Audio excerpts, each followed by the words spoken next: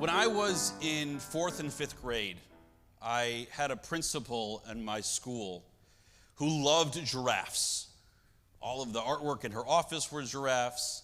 And I don't know if she created this or she read it somewhere, but she used the metaphor as of a giraffe to encourage everyone in school to be a giraffe. How? Well, giraffes stick their necks out for others. I don't know if she had read this week's Parsha Ki Tetzei, but she might as well have. Because in this portion we are told a variety of things. And some of it is very esoteric. But throughout the portion, we see moments when we are instructed to over and over and over again stick our necks out for others. And throughout the portion, we are told words that are inscribed on the walls of our synagogue and our social justice center, as big as all the other words and even bigger. Lo tuchal להתעלם. You may not remain indifferent. See, you thought we lived in a free country, and in some ways we do. But as Jews here in America, the freedoms that America gives us to do and be whatever we want, in the sense that in America we are free from any kind of infringement, is true. But as Jews, we bind ourselves to an additional responsibility. That we are not free to walk by our fellow who is in need. We are not free to walk by when we see someone's bull or sheep wandering about, or their car or their possession or their child or whatever. That when we see something that we know belongs to somebody, not with them, we should say to ourselves, I wonder whose this is. Oh, it's Shlomi's. Let's go find Shlomi. And if we don't know who Shlomi is or don't know where Shlomi is, we're supposed to take this thing into our own keeping and keep it safe until the day that Shlomi should knock and say, by the way, have you seen my sunglasses?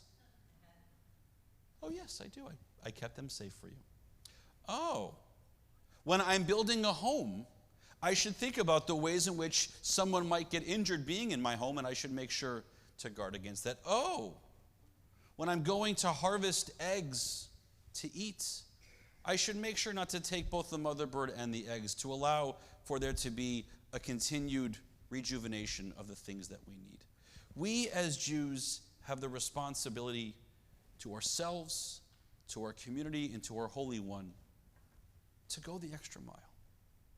To make sure that the things that we take from this world have the ability to be replaced, to make sure that we leave this world better than the way that we find it. I remember being a camper in when I was growing up, and we were told two things at a campsite. Leave it cleaner than you found it, and with only your footprints.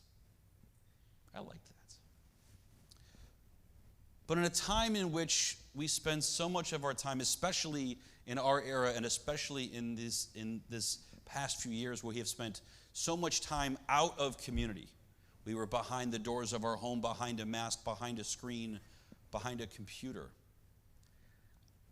I fear a little bit that we have forgotten what it means to be among other people. Just on my way here tonight, I was coming east down Palmetto Park Road. Someone came onto Palmetto Park Road from I-95 and just kept going across the lanes. Didn't even realize. Now, their car was from California, so I don't know. But it's just a simple thing. We, over and over and over again, especially in the fast-paced world in which we are living, it is so easy to just put our blinders on and move forward. And if there's anyone who is guilty of this, it's me. Which is why I love that we get a chance at this time of the year, as we're preparing to think of ourselves, how can we do better in this next year here in the middle of the month of Elul? That we read from Parsha Ki Tetzei. That reminds us that in all of the things that we need to do for ourselves, we need to take that extra moment to stick our neck out and think about the needs of others as well. Shabbat Shalom.